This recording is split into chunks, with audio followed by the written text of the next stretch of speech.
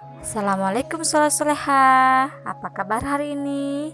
Mudah-mudahan tetap sehat ya. Untuk kali ini kita akan belajar tema 6, subtema 3, pembelajaran 3 dan 4. Yuk soleha, kita langsung ya. Siapkan buku paketnya dan kita perhatikan bersama-sama. Nah soleha, sekarang kita belajar tema 6, subtema 3, pembelajaran 3 dan 4. Soleha boleh dibuka halaman 157. Nah, diawali dengan pelajaran bahasa Indonesia tentang menemukan dan menjelaskan kata-kata penting. Ingat kembali informasi tentang energi alternatif pada teks yang telah kamu baca pada pembelajaran sebelumnya. Pada teks tersebut terdapat kata-kata penting yang maknanya sudah kita ketahui. Tapi ada pula makna belum kita ketahui. Kata-kata penting yang belum kita ketahui maknanya dapat kita cari di Kamus Besar Bahasa Indonesia atau KBBI. Nah, kalian juga bisa bertanya kepada guru atau orang tua kalian. Jika orang tua tidak tahu, maka boleh melihat ke Google ya, karena mungkin di masa pandemi ini kalian tidak bisa bertanya kepada guru langsung. Nah, soleha, sini ada ayo berlatih. Yuk kita kerjakan bersama-sama. Ayo ingat kembali kosakata penting tentang energi alternatif. Oh iya, Ustazah tuliskan dulu ya di sini. Isi bersama. Oke. Ayo ingat kembali kosakata penting tentang energi alternatif. Pasangkan kosakata dengan makna yang tersedia. Setelah itu, buatlah kalimat menggunakan kosakata dengan makna yang kamu pilih sesuai contoh. Di sini ada contohnya ya. Kata biogas. Biogas itu adalah gas dari pembusukan kotoran ternak. Kalimatnya misalnya biogas merupakan sumber energi alternatif yang berasal dari kotoran ternak. Nah, soleha nanti boleh membuat kalimat sendiri ya, karena tadi biogas sudah. Nah, sekarang berarti panas. Nah, soleha boleh mengikuti ya. Ditarik garis saja. Biogas itu adalah gas dari pembusukan kotoran ternak, ditarik garis. Kemudian yang kedua ada panas. Panas itu apa? Energi yang berasal dari matahari, ditarik garis dari panas ke energi. Dan turbin itu apa? Turbin adalah penghasil listrik dari gerak, itu dari kincir angin. Ada energi bayu itu apa? Energi yang berasal dari angin. Kemudian ada panel surya adalah alat untuk mengubah energi matahari. Panel surya ini adalah alat untuk mengubah energi matahari. Kemudian ada biofuel ini adalah bahan bakar dari minyak nabati. Kemudian ada briket adalah blok padat mudah terbakar. Nah, ini semua kata-kata biogas, panas, turbin, energi bayu, panel surya, biofuel, dan briket ini semuanya ada di halaman sebelumnya kalau soleha sudah membaca. Nah, soleha nanti boleh ini yang panas, turbin, energi bayu, panel surya, biofuel, dan briket boleh menggunakan maksud saya boleh membuat kalimat seperti contoh yang di bawah ini. Oke, dibuka halaman selanjutnya, halaman 158. Nah, di sini belajar SBDP tentang menggambar kincir angin. Pada pembelajaran sebelumnya, kamu telah mengetahui bahwa energi bayu atau angin dapat digunakan untuk menggerakkan kincir angin. Kincir angin yang digunakan untuk menghasilkan energi listrik berukuran sangat besar. Kincir angin yang berukuran kecil biasanya digunakan sebagai mainan atau hiasan. Menggambar kincir angin dapat dilakukan dengan menggambar bidang, badan, dan baling-baling pada kincir angin. Setelah itu, kamu dapat menghias kincir angin dengan warna-warna yang kamu sukai. Bagian badan dan baling-baling kincir juga dapat kamu hias dengan warna dan motif tertentu bebas. Misalnya, kombinasi-kombinasi tersebut, unsur-unsur gambar seperti garis, bidang, dan warna dengan tepat supaya gambar kincir angin yang kamu buat itu terlihat indah. Jadi jika kincir anginnya ada hiasan, ada gambar, ada warna, maka akan terlihat indah. Nah, unsur-unsur pada gambar itu ada apa aja? Ada garis, bidang, dan warna. Soleha, sekarang dibuka halaman selanjutnya, halaman 159. Kita akan belajar apa ini? Matematika. Oke, di sini menentukan waktu sebelum dan waktu sesudah dalam suatu kegiatan.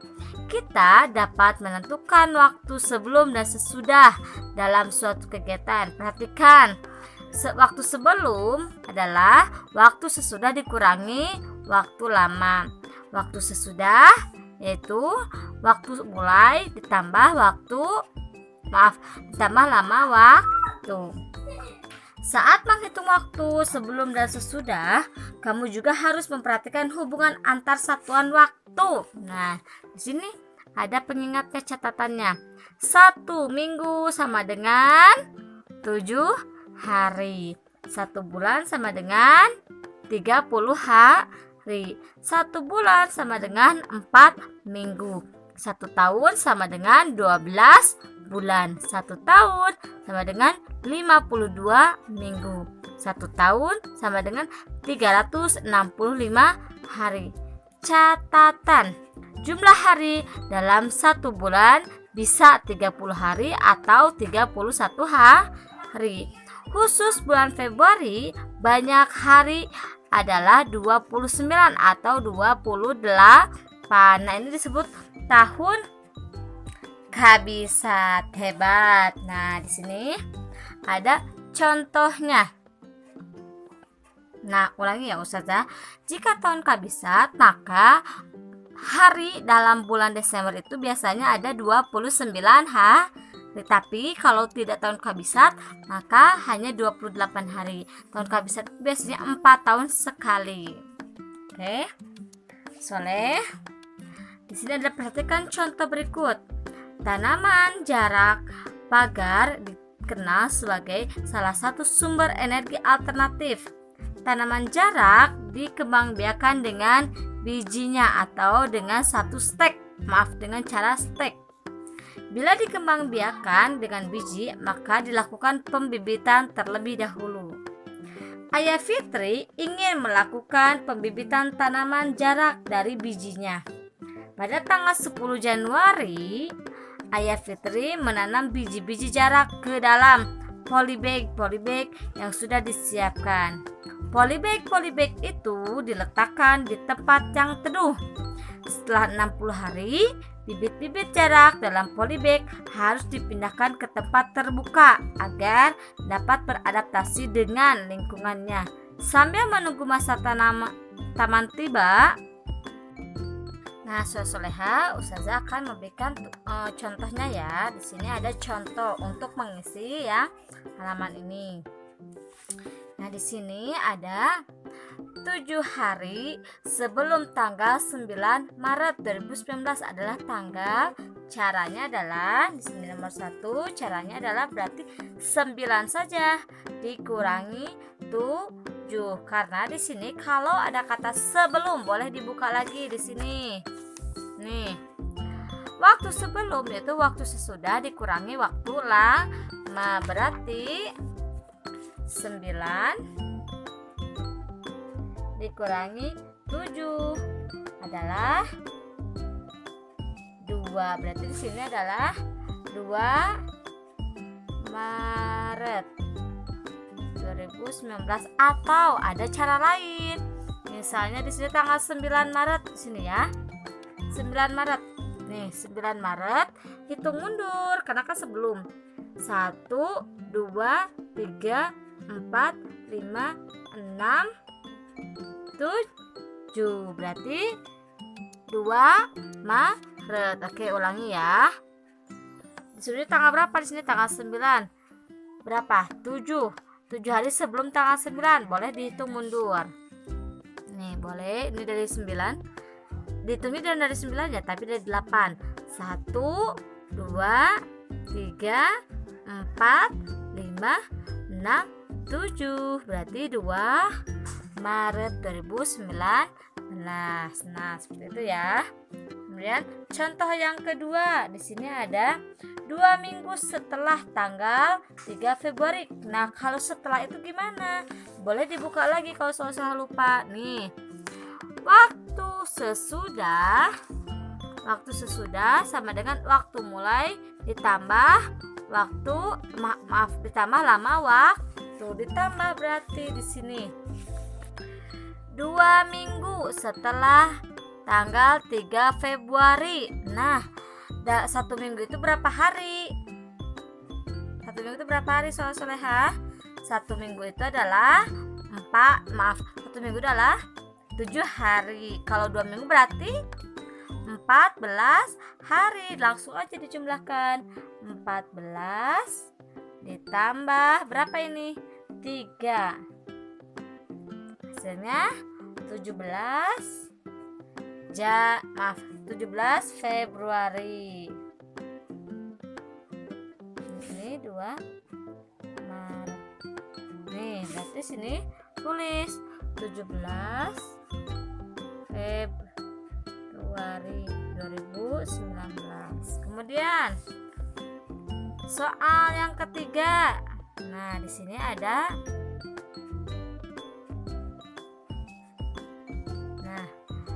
35 hari setelah tanggal 2 Januari 2019 adalah tanggal 35. Nah, 35 hari setelah, berarti kalau setelah itu dijumlahkan ya. 35 ditambah 2 sama dengan 37. Nah, di sini kan tidak ada ya tanggal 37, berarti dalam 1 bulan itu berapa hari? Kalau untuk bulan Januari itu adalah 31 hari, berarti langsung dikurangi. 7 dikurangi 1.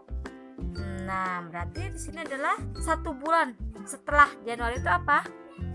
Februari. Hebat. Berarti sini 6 Februari.